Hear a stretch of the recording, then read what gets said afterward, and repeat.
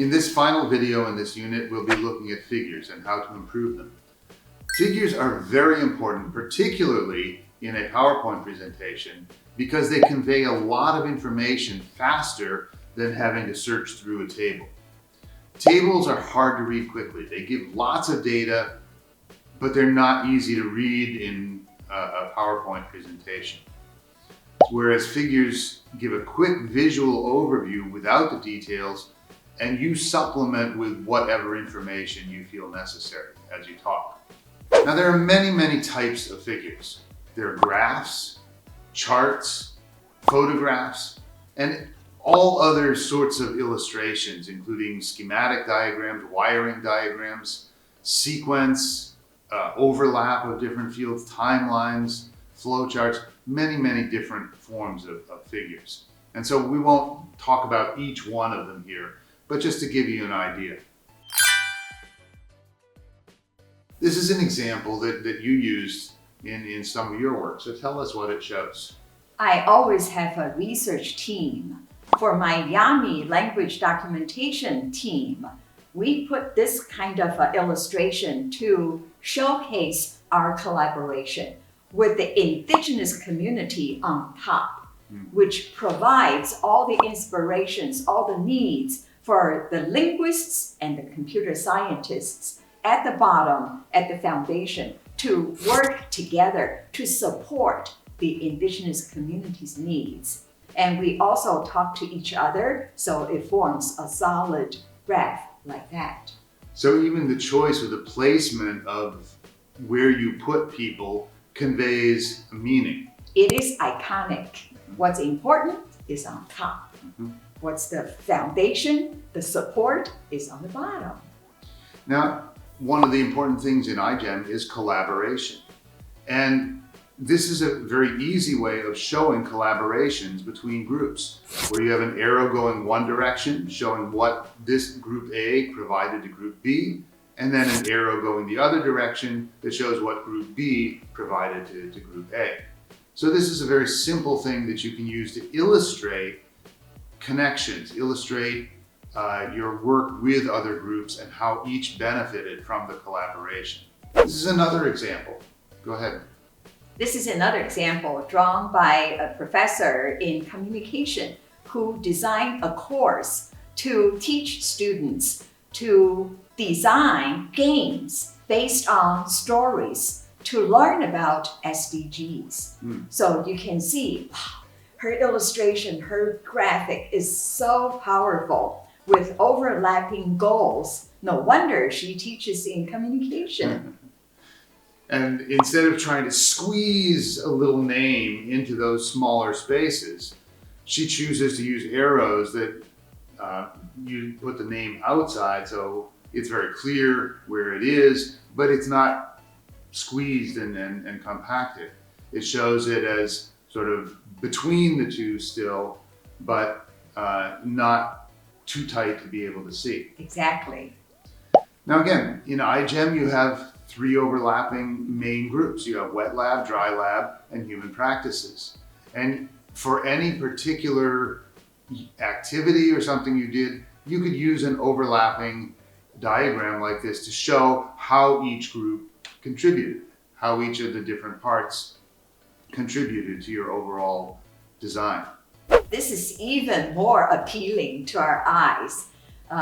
The idea is from Professor Chen Wenjun, Gina Chen, who wanted to use stickers to illustrate different projects, the goals for our projects. So, and she also, instead of talking about the projects, the goals in lengthy words, we just put 2 or 3 stickers for each project to illustrate those are that goals for project 1 or 2 or 3, like that. What I like about seeing this is that yellow circle, it's extracted these images from the Sustainable Development Goals. And so those are clearly related to the Sustainable Development Goals without all the extra words associated with their full stickers. But then you've also developed other stickers that are your own to indicate these different parts of the project. And so it is a mix of taking those that are already existing and then making something, creating something of a similar style to convey your own project. That's why I have another good research team working on digital humanities who are good at providing graphics, because that's my weakness. So this is another illustration from the digital humanities where you put things in groups, but in a different way. Because it's important for us to use different digital tools to teach and to learn about digital humanities. So this is created by Professor Lin Yimei again to illustrate for each different category, you have different tools used for that purpose. And again, for iGEM, you have different categories of work. You have electrophoresis, you have gels, you have different things that you're doing that could go in different categories. And a simple illustration like this can indicate that sort of categorization very quickly. Timelines are very common also in iGEM as well as in other things. And they're usually linear, either horizontal or vertical. But here you've chosen to use a curvy line. Why? This is again Professor Lin Yimei's creation in order to put it on one page, one slide, illustrating the sequence.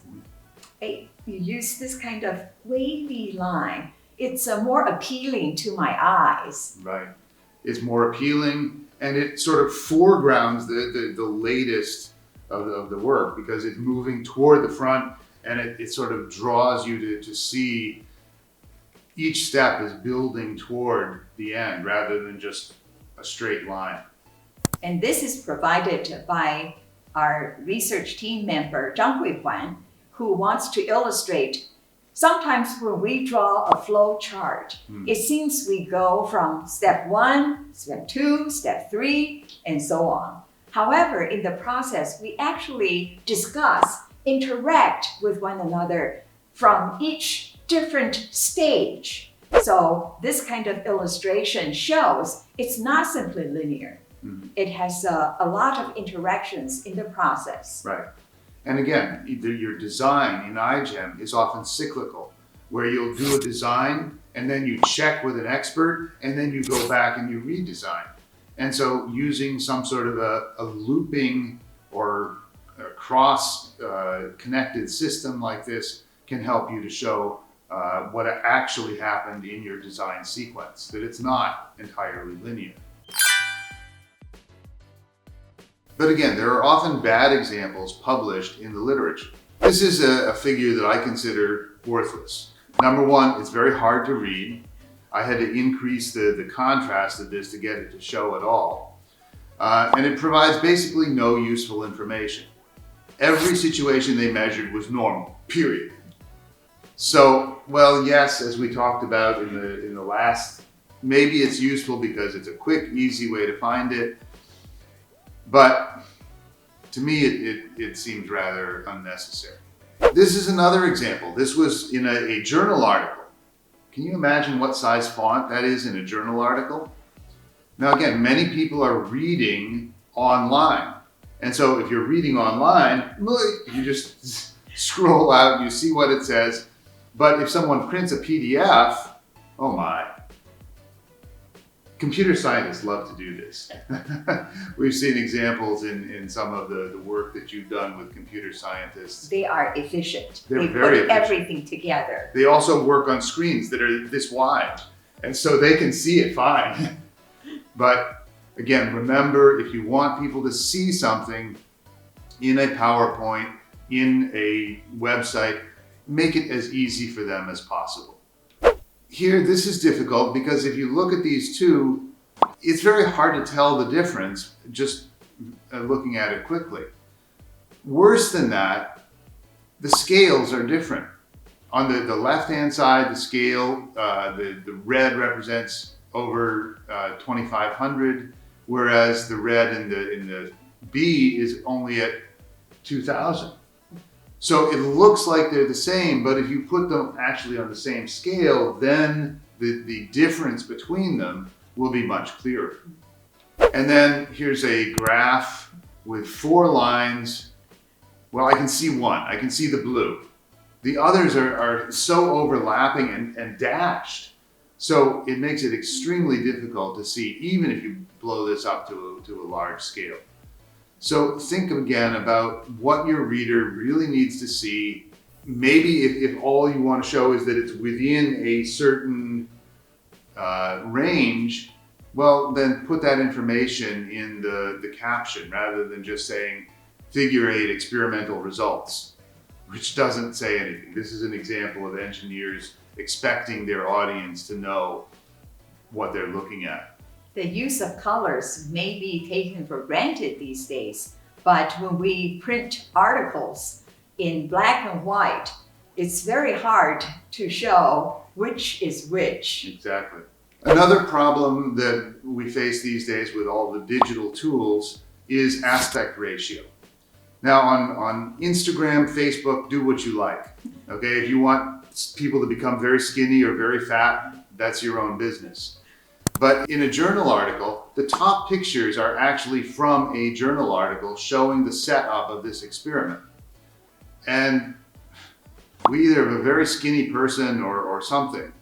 The bottom is a more natural aspect ratio. But even in those, you see that it's fuzzy. This is not pixelation, this is just poor focus. And you also have clutter in the background that makes it more difficult to see. There's a chair and a computer. If you take it against a blank wall, make a good picture. If you're going to show a picture, take the time to make it good. That's why efficiency is not equivalent to effectiveness. Right. And here's another example. This is the built-in hardware of this thing that they're doing. But if I look at that, I have no idea what all those parts are. And if I were an engineer working with this, I probably don't need this picture because I know what that sort of thing looks like. And there's nothing new. If there's something new, point it out. Put a label. Label the important parts, not just a random picture. Now, there are many ways to improve tables. And sometimes in the course of improving, you may actually change the format. And this is what you did in one of your projects. So for example, when I write about a literature review, focusing on the current paradigm in digital humanities, I want to focus on the development from multidisciplinary to interdisciplinary to eventually transdisciplinary research. You know, I wrote in several paragraphs, but I asked my collaborator, Zhang Huihuan, to illustrate it with one graphic. So lo and behold, she can put everything together to illustrate the connection between the three. And then that little triangle is something that you expanded later on in a couple steps. So let's focus on that. So later, we developed that triangle into a theoretical framework containing 3 major categories. Under each category, there are also 3 sub-elements. Again, Zhang Huihuan helped me in a presentation put my theoretical framework like this, using puzzle pieces, connecting them together so we can focus on 1, 2, 3 when we talk about it. But then later, my student Xu Wanyi, who wrote her master thesis, trying to draw the theoretical framework, the insight from my framework, then she found it harder to understand by using the previous connecting, overlapping circles. She redrew it into a tree structure. So you can see different people have different perspectives, different views of what's considered effective graphics. So all 3 of these are depicting the same thing, but in greater and greater detail. And they use three totally different types of figures to illustrate the same main idea. So again, for iGEM, don't get stuck with one thing.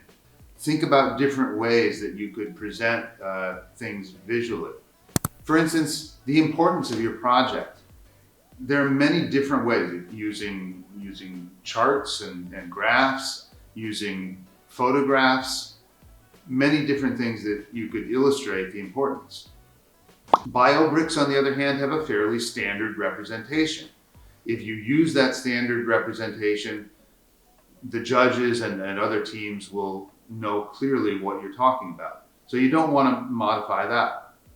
But for method, again, there are many different ways that you could illustrate the flow chart of your method.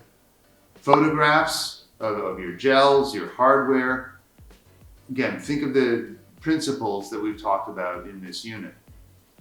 And graphs, in particular graphs that you're going to use for presentation, try to simplify them to show only the bare details. You can put all the details in your wiki, but when you're showing a presentation, make it simple for your audience because it's only going to be there for a very short time and they need to get the main point and be able to move on without thinking about it too much.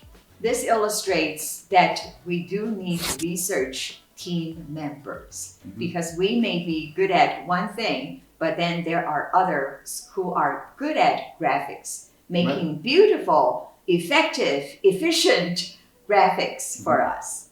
And again, in a presentation, you may not want to use your original label. You may not need to list out the full name of the plasmid and all of the different things that you added to that. Simply say BioBrick 1 or Situation 1 or something so that we don't get tied down in trying to read all these things. You can read off very quickly PCold 1 or PSTV 28. You know what those mean, but to simplify it for your audience, if you use a simpler terminology, that will make it easier for them to make the connection from one slide to another. So hopefully in this video unit, we've given you some ideas of how to use and improve tables and figures, both in writing and in presentations.